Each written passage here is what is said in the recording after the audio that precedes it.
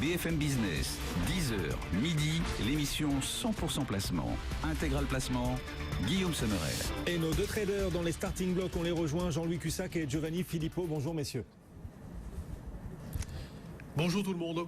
Bonjour à tous. Jean-Louis Cussac pour Perceval Finance Conseil, Giovanni Filippo pour Bourse Direct. Tiens Giovanni, on va démarrer avec vous, début de semaine, puisque les marchés étaient fermés hier. Début de semaine tranquille, mais résolument bien orienté. Encore une hausse pour le CAC, toujours à l'orée des 5300 points.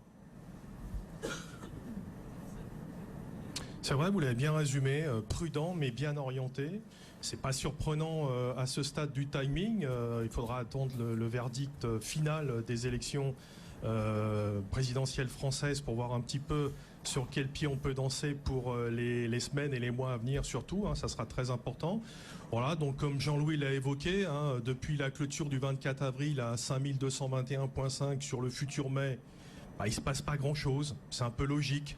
10-15 points autour de ce niveau, donc c'est arbitré vraiment de façon très très courte par rapport à des considérations très court-termistes, donc faut pas s'attendre à de réels changements, peut-être quelques points de vol d'ici la fin de la semaine, peut-être que certains investisseurs auront peut-être envie de couvrir un petit peu leur position avant le résultat des urnes le dimanche soir 7 mai.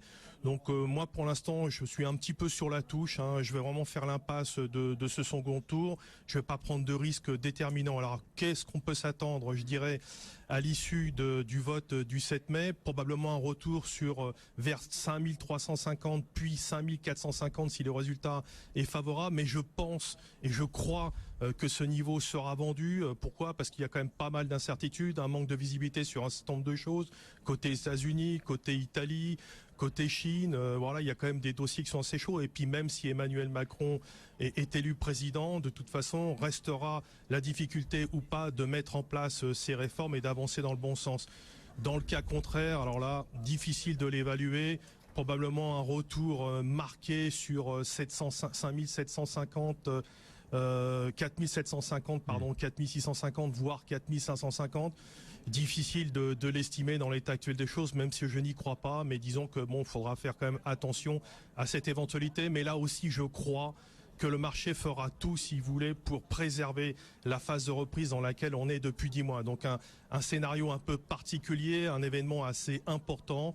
En ce qui me concerne, peu de prise de risque dans l'état actuel des choses. Je continue, comme Jean-Louis l'a dit, à jeter quelques petits bouchons pour faire quelques petits écarts jusqu'à la fin de la semaine. Jean-Louis, justement, vos scénarios et vos conseils aux particuliers qui nous écoutent à 5 jours du deuxième tour, surtout prudence, d'abord la prudence. Il n'y a pas grand-chose à faire, donc oui, c'est ce que j'ai expliqué à plusieurs reprises. Je place des ordres. Vous voyez, ce matin, j'étais placé entre 5215 et 205. On les a pas fait. Il a fallu payer 25,5. J'ai revendu à 36. J'ai racheté à 26. J'ai revendu à 33. Vous voyez, le genre d'écart, c'est tout petit. Tout petit, mais depuis lundi dernier, je crois que j'ai fait un record d'aller-retour comme ça, de quelques points. Ah oui, c'est assez... Et d'ailleurs, on a une situation très particulière, c'est vrai, 4% de hausse, et puis ça bouge plus. On finit tous les jours à peu près comme on a commencé. On a 700... Là, on a quand même du volume, 720 millions, mais il n'y a rien d'extraordinaire. Beaucoup de régularité, les bancaires pas mal, les valeurs pas mal, Sanofi pas mal, mais rien de fantastique. Bon, alors après...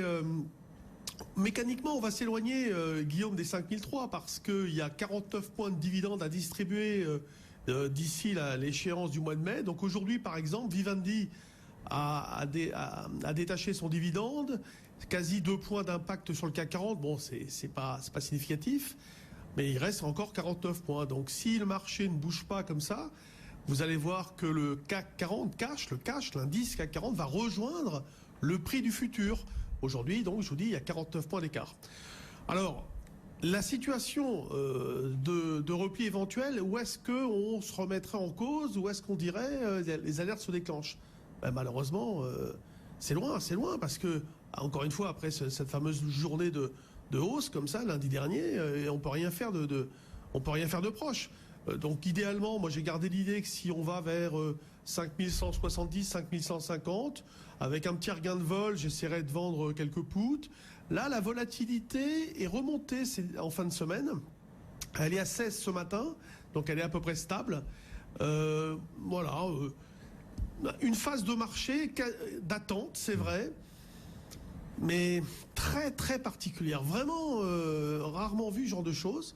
Les marchés, on voit aussi sur l'euro-dollar, il est à 1,09, il tourne, il est monté d'un cran et l'euro-dollar également ne fait pas grand-chose. Moi là, je déclencherais, par exemple sur l'euro-dollar, un achat stop au-dessus de 1,0950 et si jamais on le déclenche, carrément j'irai chercher 1,1050 sans pipe.